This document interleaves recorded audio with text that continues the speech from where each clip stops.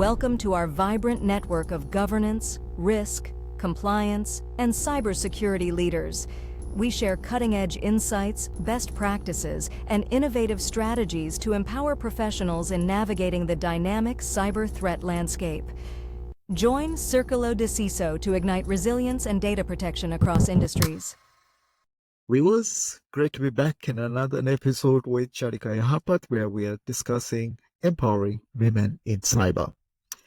And if you recall my introduction about Chadika, that she's a fellow member with UN Women in Cyber, and she's part of their fellowship program. And today we're going to talk about how Chadika is promoting role models in the industry. So Chadika, welcome back to this episode, and jumping straight in, I'd like to hear from you. What are you doing to create role models? You are the role models, right? Now, every time I call you, the question I ask you is, are you in Sri Lanka or are you in the UN? Right? So really you do. Chadika? Yes, Sujit, role models can play a huge role in our promoting gender equality or inspiring other women, since we struggle to get gender equality in IT sector. As I mentioned earlier, we have a national strategy for women development. Superior, I was spearheading. So there also we try to recognize role models because they can inspire a lot of other women. What we do is we usually recognize and we celebrate achievements of female leaders who are in IT sector, as well as other women leaders who are in other sectors contributing to the economy through our program. We have national forum for Suhrulia every year, where we try to recognize women development officers who support us to reach out to grassroots level women. And also we celebrate the success of female entrepreneurs and the career leaders in that forum. In addition to that, Sujit, we have seen a lot of role models in IT sector. Building a journey in a male-dominated industry is not an easy task. So there might be a lot of challenges for them to come to this level. We all know that we had female chairperson at SLASCOM, SLASCOM also having female vice chairpersons. So IT industry has given enough opportunities, equal opportunities for women to come and play a leadership role. So we want to recognize them and celebrate their achievements and support their journey. So as a to promote this, we are also conducting some mentorship programs, and we promote peer learning through role models.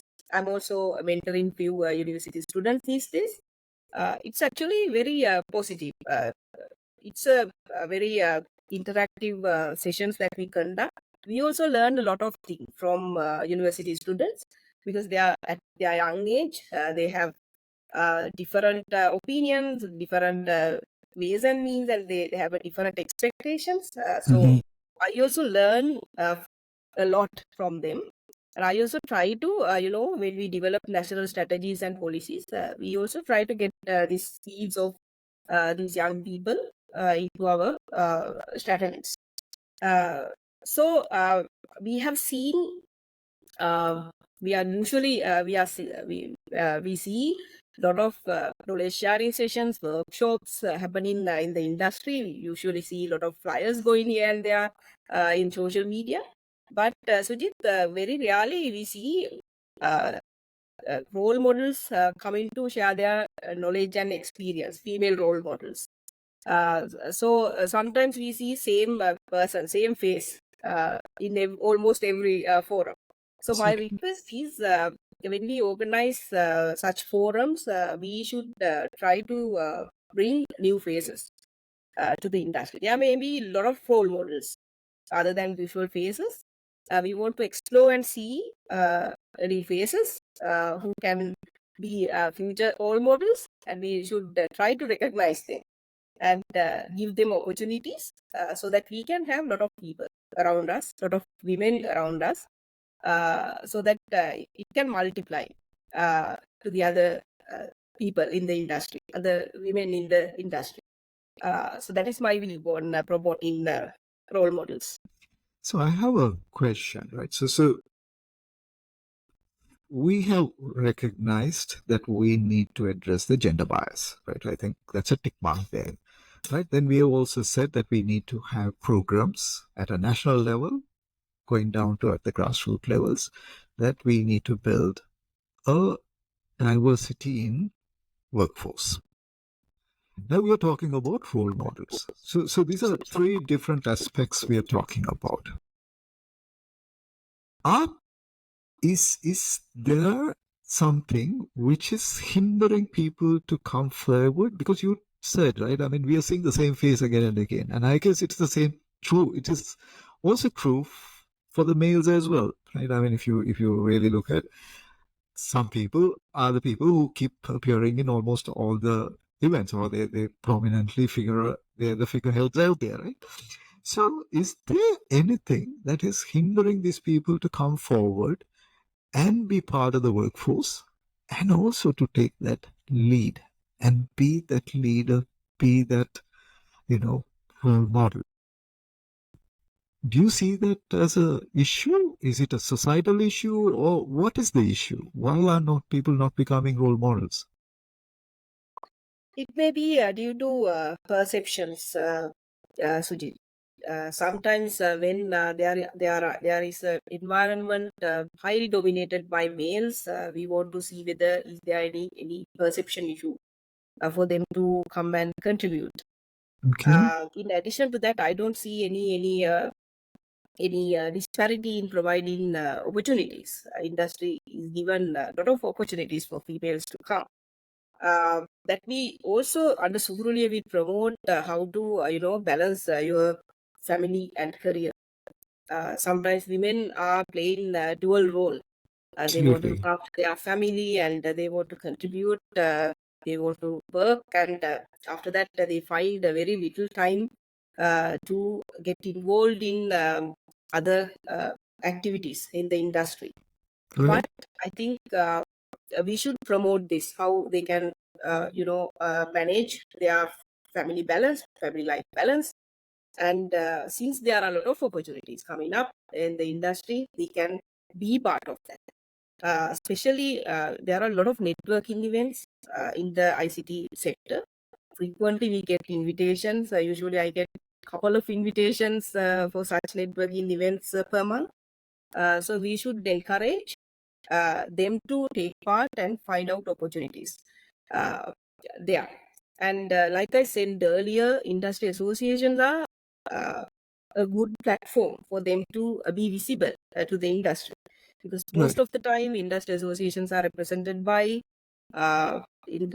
experts in companies, leaders in IT sector. So that is one platform they can utilize. So they can be part of that, make use of networking opportunities, and find out opportunities to come and be visible to the industry. So the biggest problem is here is there might be a lot of females very active, but they are not seen. We want to find out. So we want to explore whether we can empower them to come forward and contribute and be visible to the industry, and create awareness about these opportunities. Then we should be able to take them forward and playing an active role in the industry. Absolutely. So I mean, I would also like to share a thought here for the viewers. Right. Today, when you take the cyber and the cybersecurity field, right? So it's a natural extension. We have AI coming in, and there's so many things which are happening in the industry, and it's so dynamic. So there is no limits on any of these. Now, for example, when I say you may have not done a degree in IT or even cyber or the cybersecurity, You may have done a degree in geography, or you may have done a degree in mathematics or statistics. All this knowledge, experience, and talent is required for the IT industry. Because even if I were to talk about software testing, when you talk about testing, a regression testing, you still need to understand mathematically how this will work. Or if you talk about a cyber incident, if you want to know where the attack is originating, or which countries or which locations are involved in this attack, then you definitely need to understand the geography. Right? So what Chadika and I are trying to highlight here is there are no boundaries. It's the limitation is in our thinking. That's what I'm hearing from you, Chadika. Like, I mean, you talked about the perception. And are people creating these perceptions for themselves that they don't have a place?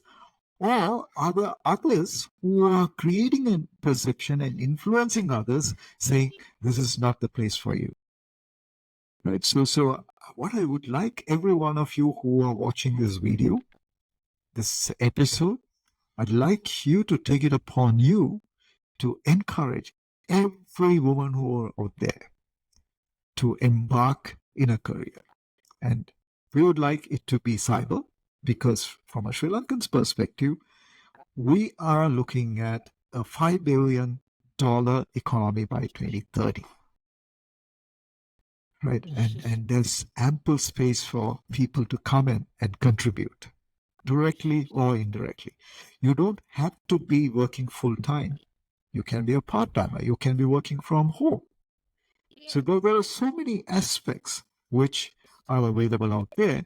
And those of you are interested, you can look up for Chadika in LinkedIn. She's there on Facebook. Or you could reach out to her in ICTA, and maybe you all can have a conversation with her.